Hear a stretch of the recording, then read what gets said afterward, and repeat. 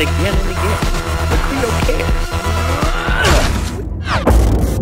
The Surge is an action RPG, we say hardcore action RPG, set in the near future, and it's really all about one-on-one combat and cutting off body parts, using them to craft something for yourself. So you're playing in this game as Warren. He's a new employee at this company called Creo. It's like a big mega corporation. They're trying to solve a lot of the problems in the world. Creo really has the task to repair environmental damage by shooting rockets with payloads in the atmosphere that are supposed to heal Earth's atmosphere. And Warren has just gotten a job here. So he's showing up for work for his first day. Things are a little mysterious, a little strange, but it's okay. He really needs the work. He gets his industrial exoskeleton applied to him, but something goes really wrong.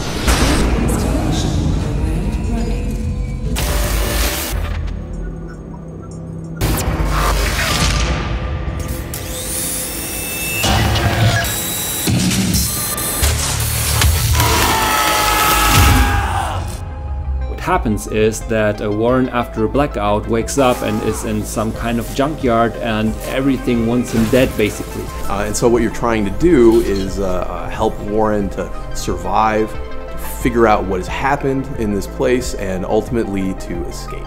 To create a believable and credible world, we concentrated us on three major themes, and it was the industrial, the corporate, and the futuristic theme.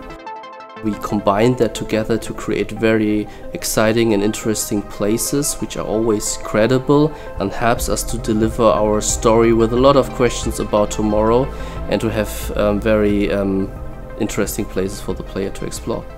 What I personally like very much about the combat is the variety that you have. So there's a lot of choice in terms of how you want to play the game. If you really want to play bulky and slow, you can do that. If you want to be very, very fast, then there's also stuff for you in there.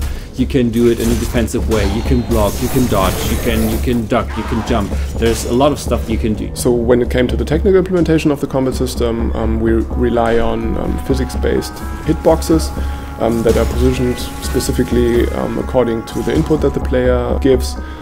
So it's possible for us to really find out which limb actually gets hit by the strike by the player, and it's also the case that the same rules apply for the enemies. It's very, very detailed and also interesting to play with for the player, and it's also interesting for us that the enemies follow the same rules. It's really, really reactive. It's really snappy. You really feel that you can impose your will on the game world.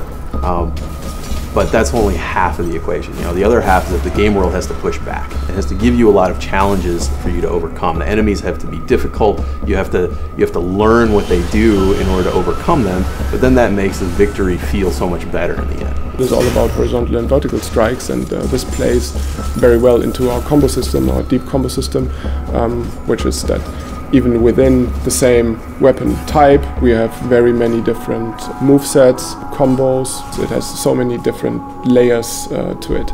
Where you strike on the enemy really makes a big difference in your combat. Now, of course, that wouldn't work out so well unless you're actually able to target specific body parts, which luckily is a main feature in our game. So you see an enemy, some of his body is armored, some of it's not armored, and then you get to decide, am I going to attack him in a vulnerable area and go for the kill, or am I going to attack him in an armored, protected area, damage that armor, chop his limb off, loot it, and then go craft it for myself. That doesn't feel like you're just some overpowered superhero slashing people away or something. We don't have that, and we don't want that. We want really this engagement, this fear in the fight, and the reward is something you take from your enemy in a maybe sometimes very brutal way. We thought about how can we incorporate, for example, his exo rig in the best possible way. We wanted to make it look really heavy, but at the same time he needed to have this incredible speed, and he had this enormous power to him now. What we did was we attached, like, I think 20 something kilos to our stuntman and made him do even the fastest attacks with it to really show the weight we had there. When it came to the finishing moves, of course we wanted them to be as cool as possible, but on the other hand we didn't want them to be that, let's say, fancy. We didn't want to have ballet-like or dancing moves in there, but we just wanted to show the brute force of our hero guy.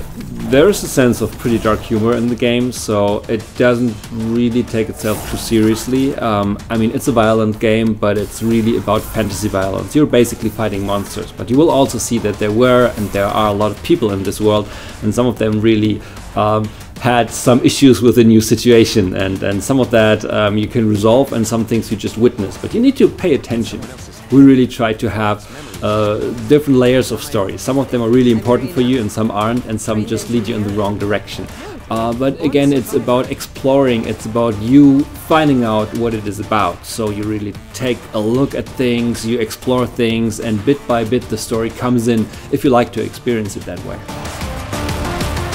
So we think there's really a wealth of possibilities in the game depending on how you play it, and we ourselves play it in very different ways at Deck 13, and we really see what you can do with it, but we really don't have any idea what players will do with it. We'll really give it in their hands. So this will be a very, very interesting moment for us to see what other people will do and can do with our game, and we expect to see things that we never thought of, and we think this will be a very, very strong and very important moment for us.